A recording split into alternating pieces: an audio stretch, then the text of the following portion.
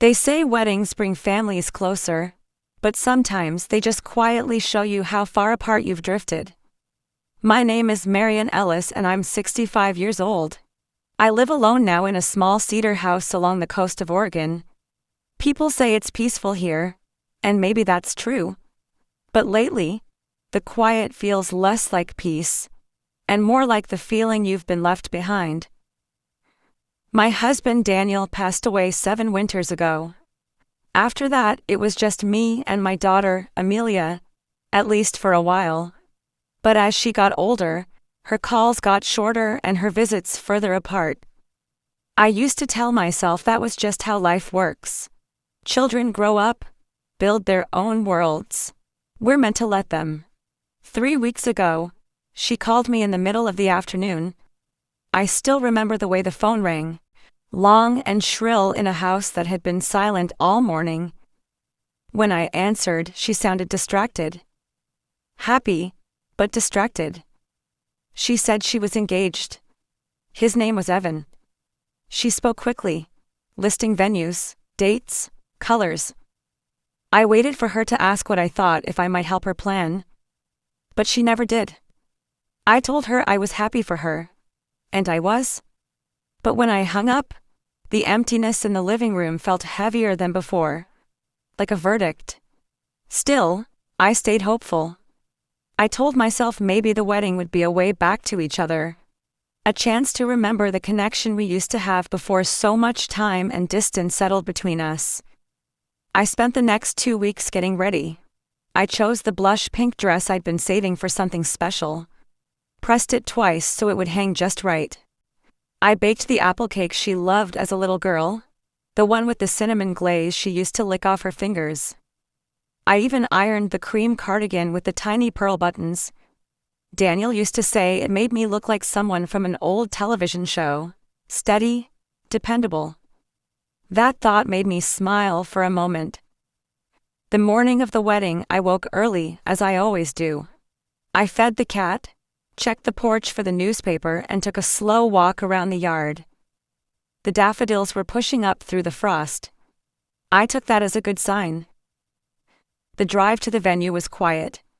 Just me and the hum of the old Subaru. The cake seat belted in the passenger side. The resort was a renovated lodge by the bay. All glass walls and polished wood floors. Amelia had said she wanted something modern but warm. I arrived half an hour early, out of habit. I've never liked being late to anything. A young woman in black slacks stood by the entrance with a clipboard. She looked at me, then down at her list. Name? Marian Ellis, I said. My voice sounded too small. She nodded and handed me a name tag. No ribbon. No note that I was the mother of the bride. Just my name, printed in plain black letters. I stood there for a moment, pinning it to my cardigan. It felt like a small thing, but it settled heavy on my chest. The main hall was already filling with people. Music played softly from hidden speakers. Strangers laughed and hugged each other as though they'd known one another for decades. I saw Amelia near the front, her hair pinned up in a way that made her look older than her 30 years. She was radiant, I won't deny that. She didn't see me. Or maybe she did, and just didn't wave. A man in a headset, some sort of event planner, approached and asked if I needed help finding my seat. I told him my name again. He flipped through a list, then pointed to a table near the back. This way, he said. Too bright, too practiced. I walked past rows of tables, each one labeled. Bride's family, groom's colleagues, college friends. My table had no sign at all, just a small folded card with my name. I sat down carefully. The chair wobbled a little. The apple cake sat on the chair beside me. No one asked about it. Across from me, a man in a crisp suit nodded politely and went back to his phone. On my left, a woman scrolled through photos on her screen. Neither of them looked up again. I tried to tell myself it didn't matter, that this day was about Amelia, not me. But as I sat there, Smoothing the skirt of my dress, I felt something shift inside me. Something that told me I wasn't just a guest at her wedding. I was an afterthought. I sat at that table longer than I should have, watching the way everyone else seemed to belong. A server passed with a tray of champagne. He looked at me, hesitated, and then offered a glass. I took it, even though I don't much like champagne. It felt better than sitting there with empty hands. The place cards on the closer tables all had names with little titles underneath. Maid of honor's parents, bride's grandparents. But mine just said Marian. No Ellis, no mother of the bride, just a first name that felt as plain and unclaimed as the chair I was in. A tall man in a navy suit sat down across from me. He introduced himself as Derek, said he sold insurance in Portland. He asked how I knew the bride and groom. I cleared my throat. I'm Amelia's mother.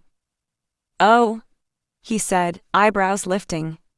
I didn't realize. Congratulations. I thanked him. He smiled politely, but a moment later he turned to the woman beside him and started talking about mortgage rates. That was how most of the evening passed. Conversations I wasn't part of. Laughter that didn't reach my table. I watched Amelia move from group to group, her smile as effortless as the satin of her gown. She hugged Evan's mother twice. She danced with her father-in-law. But she never came over to me. Not once. During the toast, the microphone made its way around. Evan's best man told a story about college. Amelia's maid of honor shared a memory about a trip to Spain. Someone asked if Amelia's mother wanted to say a few words. Amelia laughed, light, a little dismissive, and said, "Maybe later." Maybe later never came. When dinner was served, the plates were perfect in that hotel-catered way, delicate and too neat. I picked at the salmon. It was cold by the time I set down my fork. I looked at the cake I'd brought. No one had touched it. Maybe no one knew it was there. I thought of all the birthdays I'd baked it for. Amelia's 8th, when she lost her first tooth. Her 12th, when she cried because the frosting smudged. The memories sat heavy in my chest. Heavier than any resentment I could have named out loud. When the music started, I tried to stand, thinking maybe I could catch Amelia's eye. But my legs didn't quite cooperate. So I sat, hands folded in my lap, watching her dance with everyone except me. When she finally passed by my table, she didn't pause. She was laughing at something Evan whispered. She didn't look in my direction at all. By the time dessert was served, most of the room had started to empty. People hugged, took photos, made plans for brunch the next day. No one stopped to say goodbye to me. I waited another 15 minutes, hoping Amelia might come by. She didn't. I folded my napkin, tucked it under the edge of my plate, and slipped the untouched cake back into its carrier. I walked to the exit without speaking to anyone. Outside, the wind off the bay was cold enough to sting. I stood there for a moment, holding the cake in both hands, trying to remember the last time I had felt like her mother. Not just her history. I couldn't recall. When I got home that night, I didn't turn on any lights.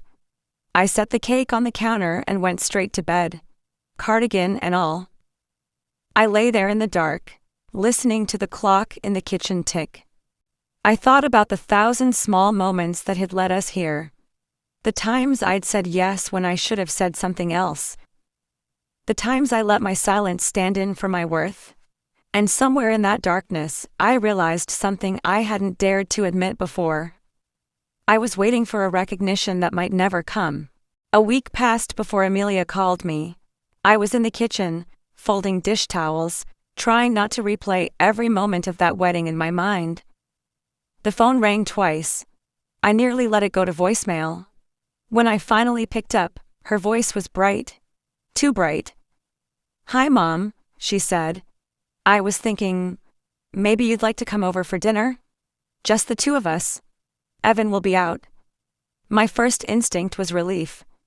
Maybe she'd realized how things felt that night. Maybe she wanted to talk. I agreed without asking questions. I even felt a little hopeful as I hung up.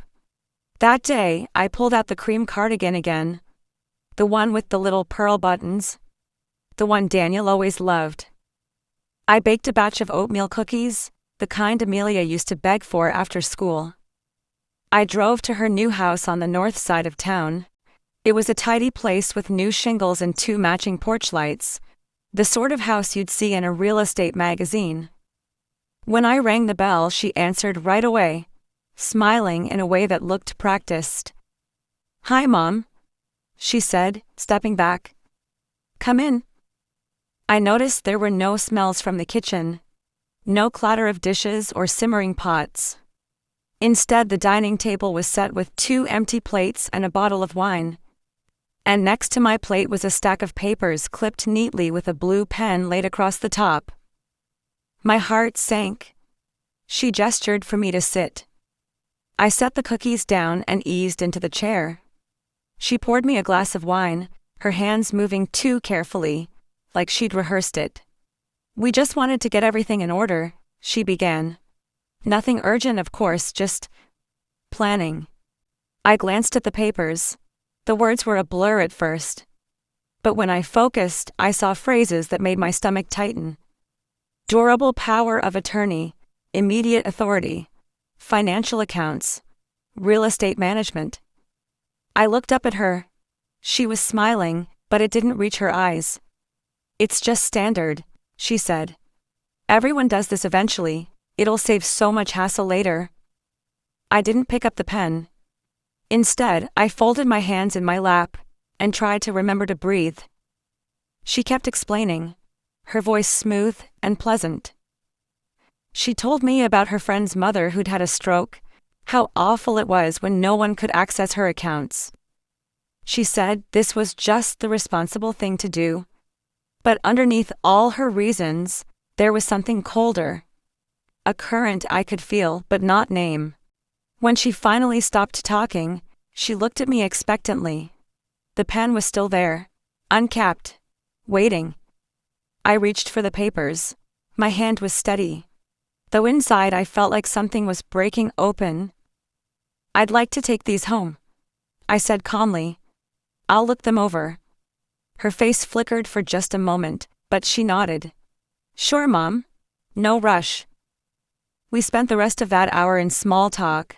Weather, the neighbors, a show I'd never seen. The plates on the table stayed empty. The wine went untouched. When it was time to leave, she walked me to the door. She hugged me lightly, her hands barely brushing my shoulders. "Drive safe," she said. I nodded. I couldn't trust my voice to say anything more. I sat there for a long time before starting the engine. The cookies sat untouched on the passenger seat. The porch light flicked off behind me as I backed out of the drive. When I got home, I didn't take off my coat. I set the papers on the kitchen table and just stared at them. In the quiet, I heard Daniel's voice in my memory. "If anything happens to me, you'll find what you need in the old lockbox." I'd never opened it, never thought I'd have to. But that night, something in me knew it was time. It was tucked behind a shelf of paint cans, just where he'd left it. My knees ached as I knelt down. The metal was cold against my hands. When I opened the lid, everything inside was organized. Folders labeled in Daniel's neat block letters. At the bottom, a single envelope with my name. My breath caught. I opened it carefully, the paper soft with age. "Marian. I know you wouldn't ask for help even if you needed it. I've set things up to make sure you'll never be trapped or dependent on anyone. Don't tell Amelia. Not because you don't love her, but because sometimes the world changes people in ways we can't imagine. Money does that faster than anything else.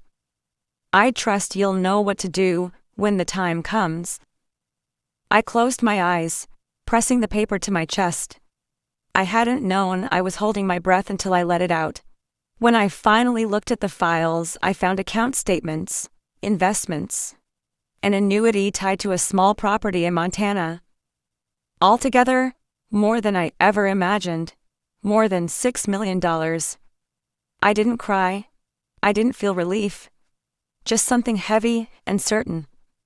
Daniel had left me more than money. He'd left me a choice.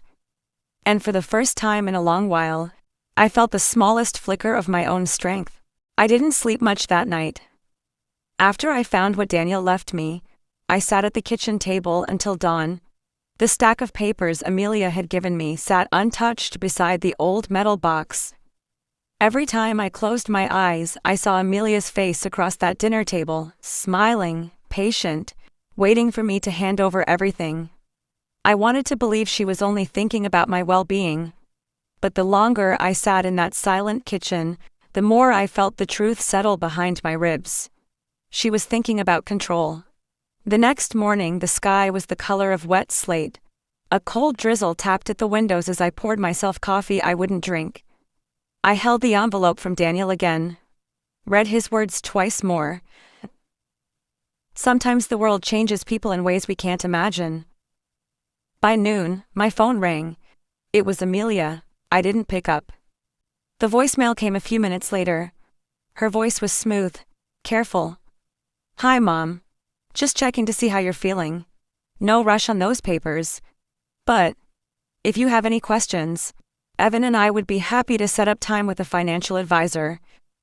It really would be the smart thing, you know? While everything's still simple." I listened to it twice. It wasn't concern. It was a strategy. I thought about all the nights I sat up with her when she was sick. The time I drove 4 hours in a snowstorm to bring her a spare tire. The birthdays, the scraped knees. The moments I thought were proof that we'd always be each other's first loyalty. But now, the loyalty sounded more like expectation. That afternoon, I knew I needed help. Someone who could see this for what it was, without guilt clouding the facts. I pulled out an old address book and flipped to the back. Carol Harding. An old friend from years ago. She'd been Daniel's lawyer once, before she retired. I hadn't spoken to her since his funeral, but I still remembered her voice. Steady, unsentimental. I dialed her number before I could talk myself out of it. She picked up on the second ring. "Marian," she said, her voice a little older but still strong. "I wondered when you'd call." I felt something in my throat tighten. "Carol, I think I need you. You're coming over," she said simply. "Bring everything."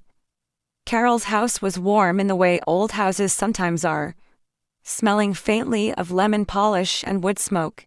She didn't ask questions right away. She poured us each a cup of tea and waited until I was ready. When I finally slid Amelia's papers across the table, Carol didn't flinch. She read them slowly, line by line. When she finished, she looked up and met my eyes. "These aren't about caring for you," she said gently. "They're about absorbing everything you have, immediate authority, no oversight, no expiration. I've seen these documents before. They're written for convenience, just not yours." I swallowed, feeling my heart beating hard in my chest. Then I handed her the envelope from Daniel. She read that too. Then she smiled, small and approving. "He was a smart man," she said, "and he loved you enough to prepare for this." Her words nearly broke me. We spent the next 2 hours drafting new documents. A private trust, fully in my name, with clear conditions no one could override. Carol explained each section. No decisions could be made without 2 independent physicians verifying my incapacity. No authority would pass automatically to Amelia, or anyone. I signed every page with a pen that didn't tremble in my hand. It felt like drawing a line in wet cement, the kind you know will harden into something unmovable. When we finished, Carol patted my hand. "You don't need to justify this," she said. "You're not taking something away, you're protecting what you've built." I didn't realize until that moment how badly I needed someone to say it. The sky was turning the soft blue that comes before dusk. I drove slower than usual. Every mile felt like a small reclamation of something I'd given away without knowing. When I got home, I tucked the new trust documents in the cabinet under the sink, behind an old box of dishwasher pods no one ever touched. I stood there for a long moment, my hand resting on the cabinet door. I wasn't angry. I wasn't even sad. I was certain. That night I made a simple dinner, scrambled eggs on toast, and ate it by the window. I didn't think about what Amelia would say. I didn't think about whether she'd understand. I only thought about how it felt to have a choice again. And for the first time in years, the quiet of my house didn't feel like a punishment. It felt like space I'd finally claimed as mine. 3 days passed before Amelia called again. I was in the kitchen, wiping down the counter even though it was already clean. The phone buzzed once, twice. This time, I let it go to voicemail. The message was careful, almost rehearsed. "Hi, Mom. Just wondering if you've had a chance to look everything over. No rush, of course, but sooner is better. Just to make sure everything's simple." Simple. That word again. I turned off the phone and set it in the drawer. I thought about all the times I'd made things simple for her. Carrying the weight of her mistakes so she wouldn't feel ashamed, filling the silence when she wouldn't call, pretending her absence didn't hurt. But this time, I was finished making things easy. That afternoon, I called Carol. She didn't ask what I needed. She already knew. "I'll come with you," she said. "I'll wait nearby. You don't have to do this alone." The day we agreed to meet was overcast, with that bone-deep chill that comes before spring finally settles in.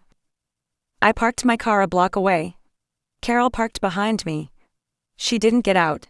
She just gave me a small nod, steady and reassuring. I walked up the path to Amelia's porch, feeling my heartbeat steady instead of race. When she opened the door, she looked surprised to see me. "Hi, Mom," she said, too brightly. "Come in." The kitchen smelled like something roasting, garlic and rosemary, but I knew better now. It was a performance. We sat at the table, 2 place settings waiting. Beside my plate was a thinner stack of papers, clipped neatly. "This is simpler," Amelia began. "Just a provisional arrangement. Not binding if you change your mind later." I didn't reach for them. Instead, I set a folded document of my own on top. She paused. Her eyes flickered. "What's this?" "My decision," I said, my voice calm. "I've established a private trust. Everything is protected now. No one can access my accounts. No one can make decisions for me." She stared at me, her hand still resting on the papers she'd prepared. "Mom, why would you do that?" she asked softly. "Because I need to know I'm not just a convenience," I said. Her mouth tightened. She looked away, as if she could pretend she hadn't heard me. We sat there for a long moment. The kitchen felt too quiet, like a stage after the curtain has fallen. "I was only trying to help," she whispered. "I know," I said, "but helping doesn't look like this." Her eyes darted toward the window where she couldn't see Carol's car but seemed to sense she wasn't the only person I trusted anymore. "You think I'm trying to take something from you?" I didn't answer right away. I thought about the way she'd smiled as she slid those first documents across the table. The way her voice softened whenever she talked about simplifying my life. "I think you stopped seeing me as your mother," I said finally, "and started seeing me as an asset." Her face paled. "That's not fair." "Maybe not," I said quietly. "But it's true." She didn't reach for the trust papers again. She just sat there, staring at the table between us. When she finally spoke, her voice had lost its practiced warmth. "You've made this harder than it needed to be."